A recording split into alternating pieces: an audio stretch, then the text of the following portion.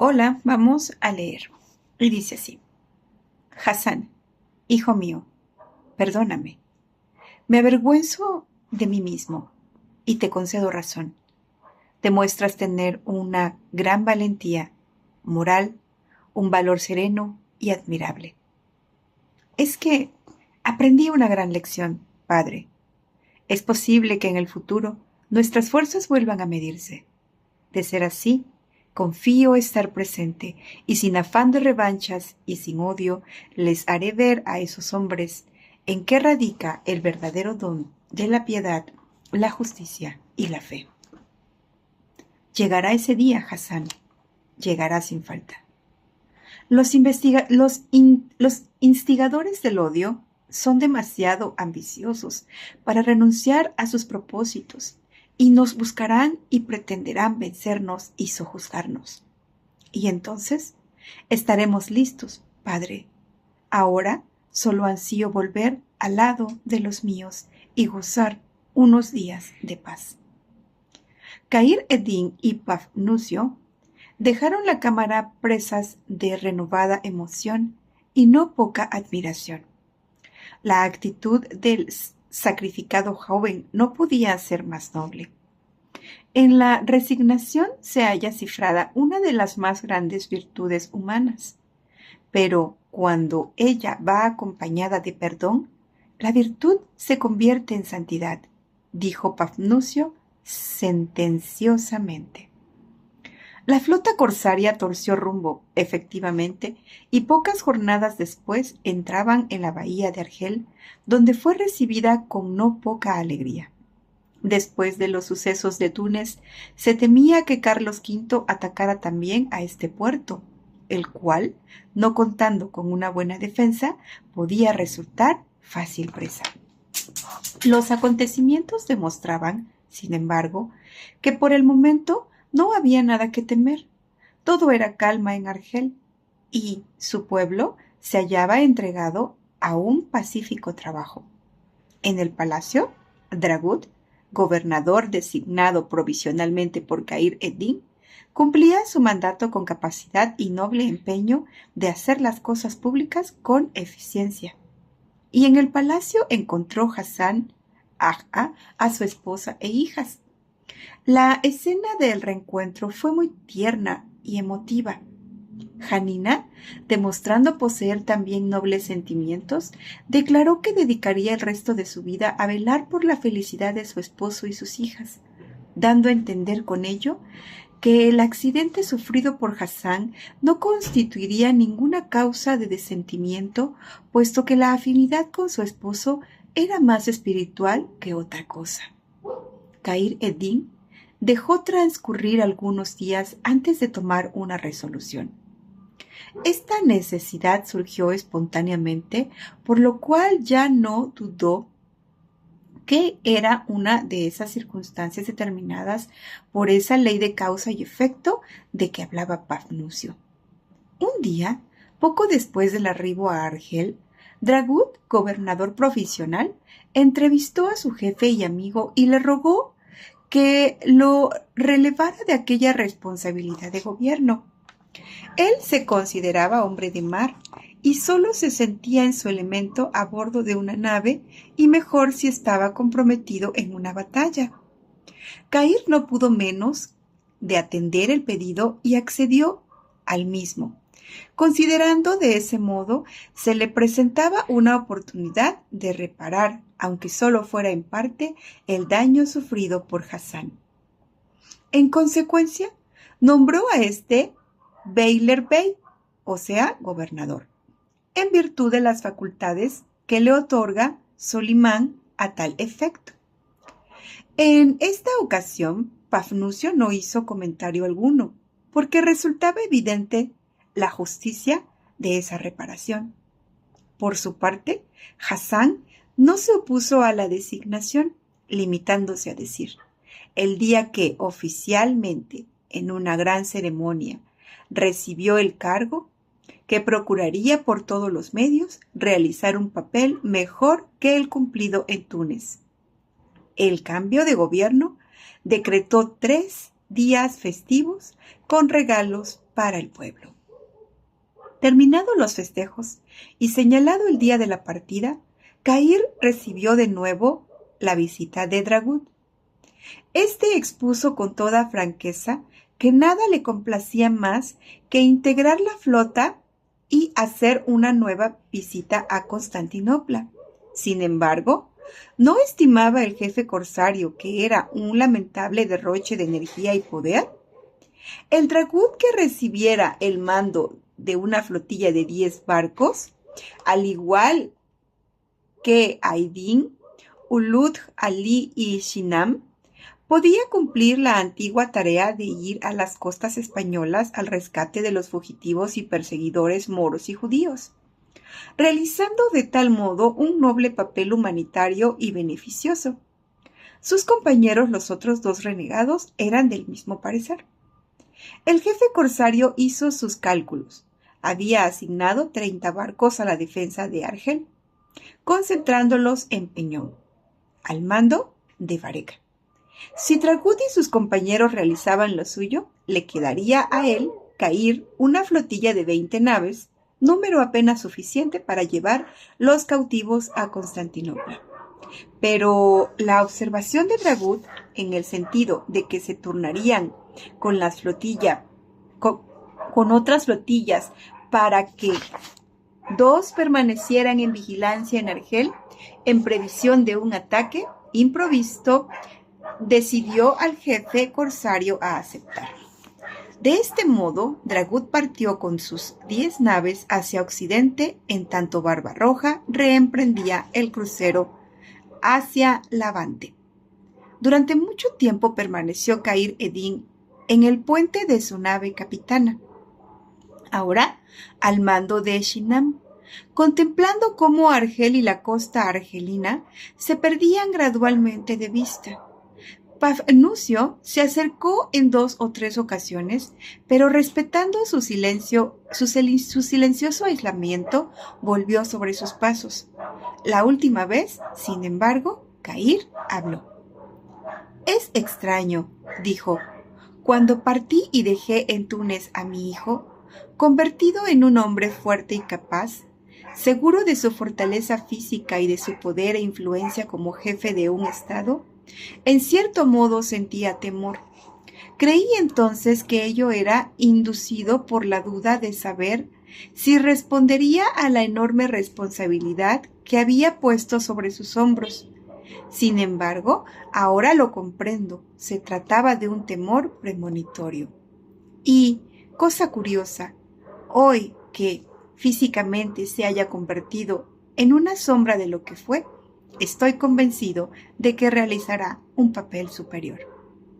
«En efecto, señor, eso es premonición, es decir, la voz silente de ese poder imponderable que hay detrás de la ley causal. Desoírla, como has comprobado, puede provocar males sin cuento». Estaba anocheciendo cuando Cair decidió regresar a su cámara. El cielo y el mar se confabulaban para presentar un soberbio espectáculo, un pliego de luces de colores que se extendían en suaves reflejos que iban a fundirse en las sombras azuladas imperantes en el otro extremo de la bóveda celestial. Honra era esta que llamaba a la sosegada paz del descanso, pero Cair Eddin y su mentor la hallaban más apropiada para sus a veces prolongadas charlas. Después de un frugal refrigerio compartido con sincera confraternidad, la conversación se volvió a recaer sobre un tema de ineludible actualidad. El otro día, mi buen Pafnucio, cuando interrumpimos nuestra interesante charla, te pregunté cómo era posible que, siendo el profeta musulmán un hombre común, ignorante y con todos los defectos y los apetitos de los hombres de su raza, hubiera logrado fundar una religión que cuenta hoy con millones de adeptos. ¿Qué puedes decirme al respecto? Adviértote que tu respuesta es de real importancia para mí. Debo formar un juicio exacto sobre la realidad, puesto que actuaré como jefe en un medio donde precisamente prevalece esa religión. Voy a responderte, Señor, con la verdad y la certeza que me otorga el estudio de este tema.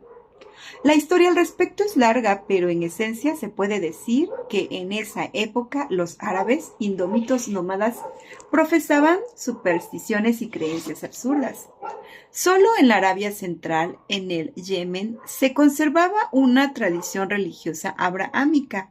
En la Meca, la ciudad santa, rival de Jerusalén, con su templo de la Kaaba, cuya fundación se atribuye al propio Abraham, donde peregrinaban y donde encontraban un lazo de unión las tribus dispersas, gobernadas por emires y sheiks, que fuera de la Meca se hacían la guerra y se robaban unos a otros.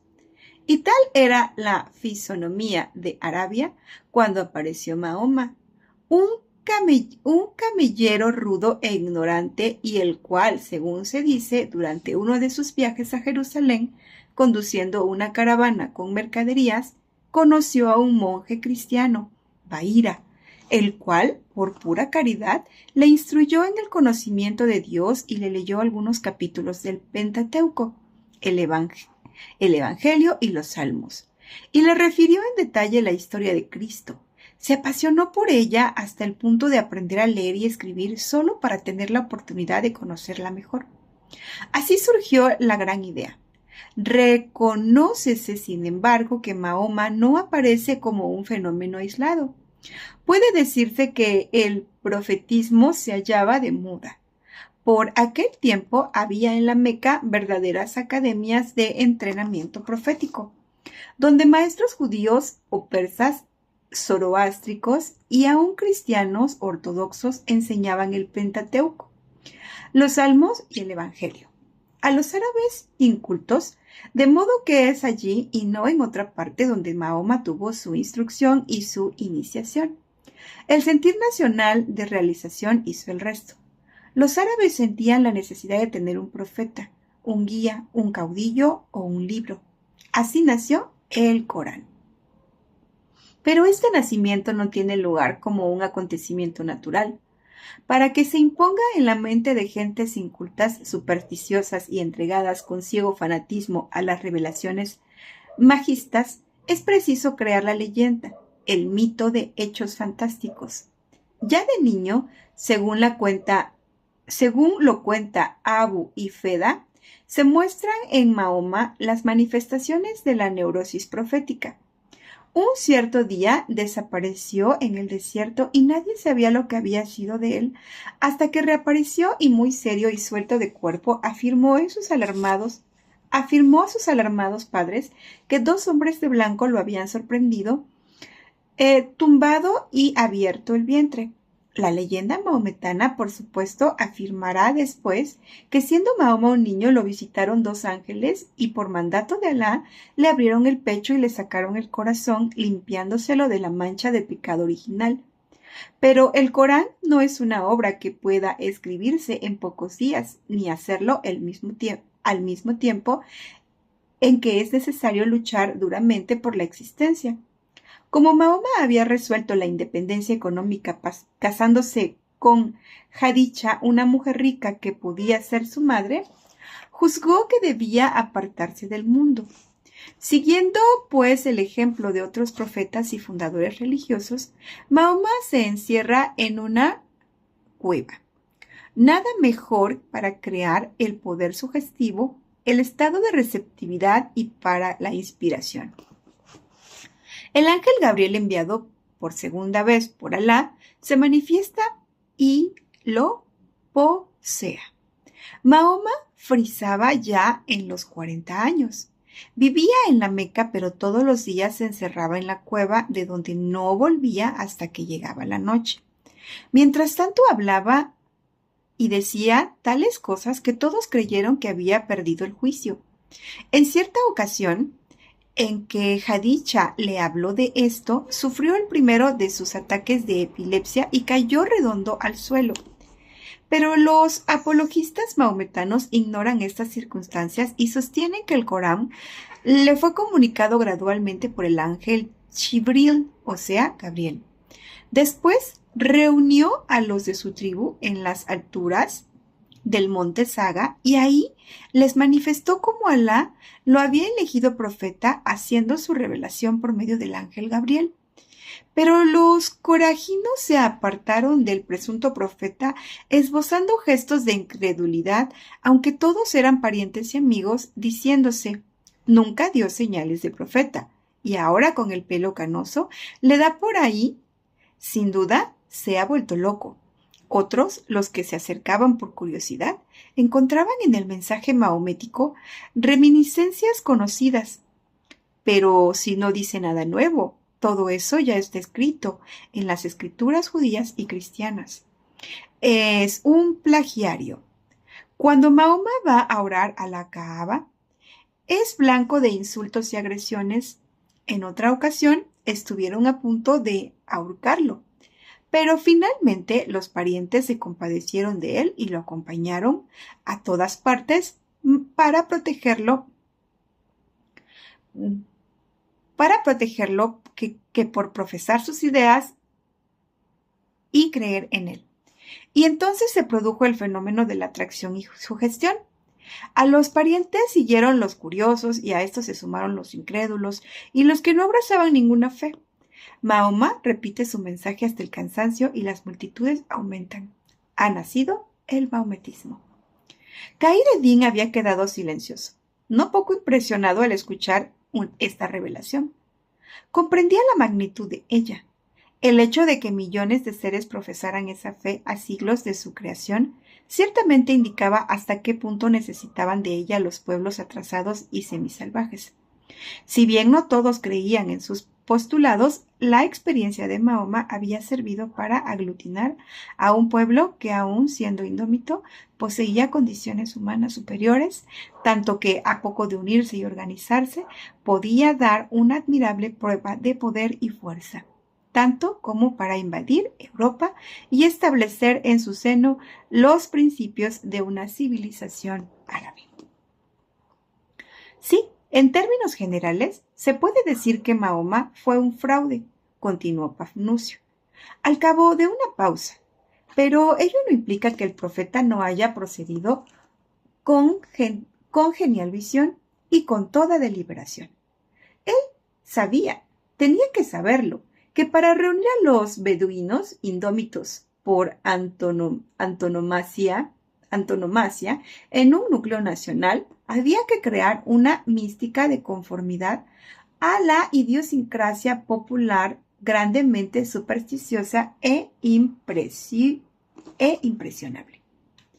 Si Mahoma no hubiese recorrido con frecuencia al expediente de los milagros más absurdos, como ese de que el arcángel Gabriel lo trasladó desde el desierto a la Meca, al lomo de su caballo Al-Borán, volando por los aires, es posible que no consiguiese atraer la atención del árabe común, del pueblo del que podía tomar un arma y defender su nueva doctrina nacional con el entusiasmo y el ardor que ponía en todas sus empresas.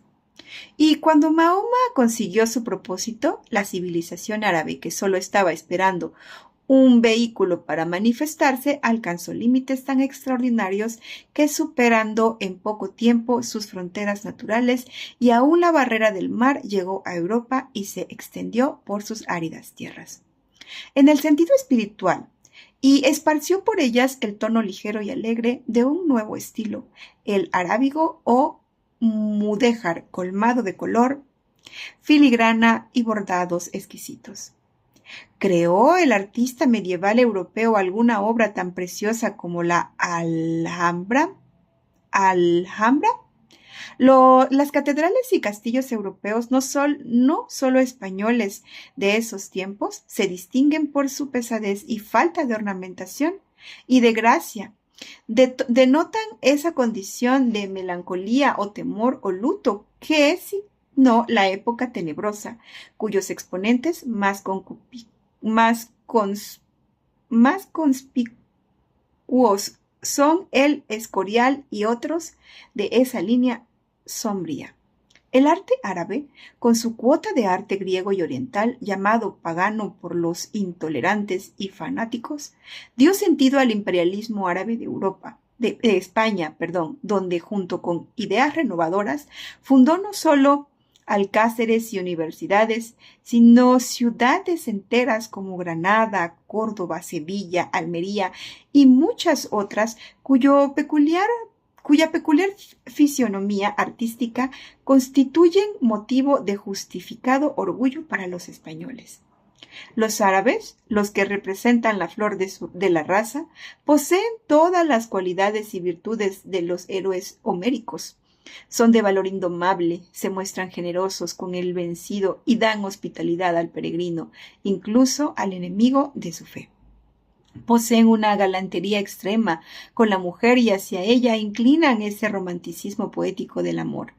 Y esta parte constructiva del maometismo es la que se debe admirar. No importa quién o mediante qué recursos logró la unidad nacional y canalizó el espíritu creador árabe hacia las fuentes naturales de su caracterología cálida y apasionada, amante de la poesía, el canto y la danza, que se expresó en decorados arabescos, pinturas y esculturas, los cuales reflejan maravillosamente ese modo peculiar de interpretación vital de su arte. Bueno, pues vamos a dejar esta lectura hasta acá hoy y hasta la próxima. Gracias.